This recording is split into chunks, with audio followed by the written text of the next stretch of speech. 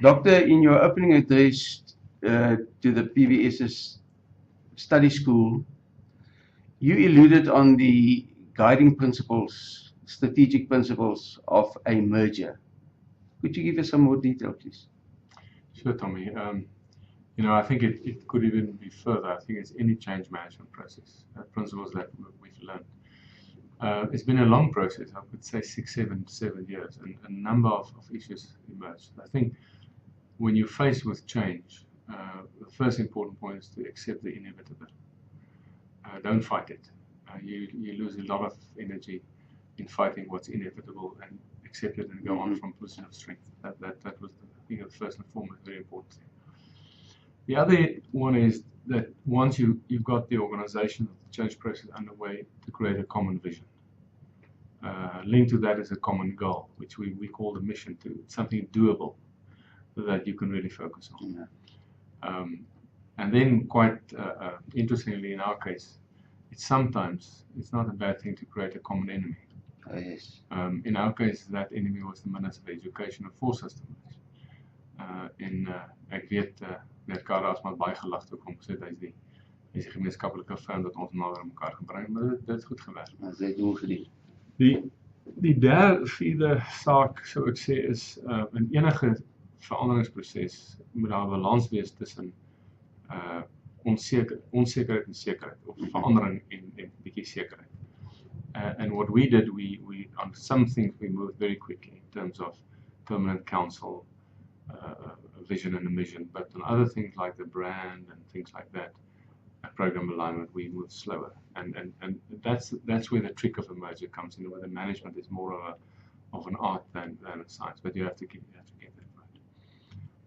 Very importantly, in any change management process, you have to keep focusing on your core business. Mm-hmm. You can easily go off the rails by doing other extraneous things and focusing on PR and things like that. Unless you get your core business right, there will be no core business left. So what you say is you should not always focus inwardly. You must focus, if you talk about business, to the market, for instance. You must have a focus, an outward focus as well. What happens in many mergers in the private sector is that because people feel uncertain about the job security, for instance, they lose motivation, they lose productivity, and you lose market share. Yeah, that's essentially that.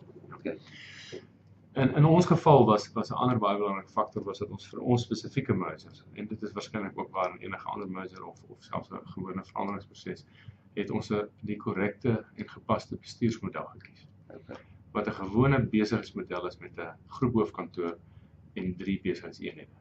Wat taamlike autonomie het in operasionele sake, maar natuurlik binne die raamwerk van die Universiteit saam. So ons het 'n statuut, 1 raad, 1 senaat, 1 visiekanselier. But we have different campus plans leading up to an institutional plan. So there's unity and diversity. So I think that the balance between unity and diversity is very important. Was daar baie mense wat gedink het dat hierdie besigheidsmodel nie gaan werk nie? Ons het baie kritiek gekry. Ek dink interessant nog nie van die sakesektor nie, maar van die regering, van politici, van ander professore het gesê eintlik niemand het gesê dit kan nie werk nie, hulle sê dit is verkeerd. Dit is te federaal. Daar gaan nie genoeg transformasie plaasvind. Ons gesê wel is die enigste manier, en wat vir my baie lekker is om te sê, is dat al hoe meer mense het nou hulle kritiek teruggetrek en kyk eintlik na ons model as die model vir kampusse wat baie ver van mekaar geleë is.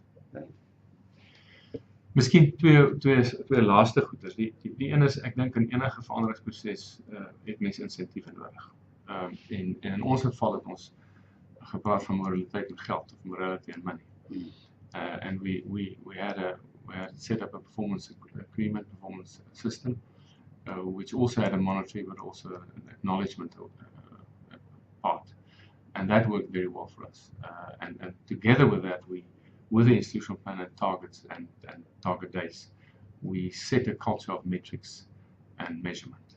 And I don't think that's strange to the private sector. It's probably a bit stranger to the higher education sector, but that was very, very important.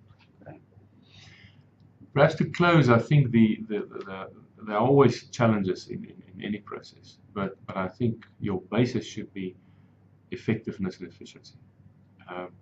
Transformation in South Africa is very important. We believe that once your basis of effectiveness and efficiency has been laid, you can build on an effective transformation process on top of that. But it's two parallel processes.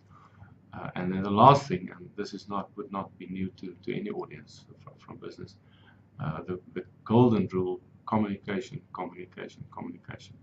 Not only keeping people informed, but sometimes using communication even as a tool almost of inspiring people, om vir mense hoop te gee. Ja. Mense wil hoor iets werk en dan laat dit werk. Ja. Dis 'n sogenaamde virtuous cycle. En ek is gelukkig om te sê dat dit vir ons ook gebeur. Is die proses klaar? Hoe sou jy voel is die merging proses, is hy nou klaar, soos op die volgende fase?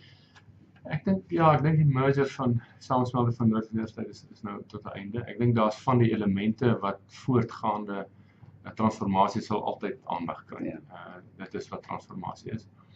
Ek dink die ander element van die samensmelting, die sogenaamde programbeleiding, sal altyd 'n faktor wees. En daar's op een kampus 'n ou wat 'n program uitdink en dan wil hy hom doen. En hy moet belyn word met wat op die ander kampus is. En as hy dan op die ander kampus aanbied, moet hy belyn word. So ek dink daar's sekere elemente wat afgehandel is, dat die strukturele, prinsipiële beleidsgedeelte is afgehandel.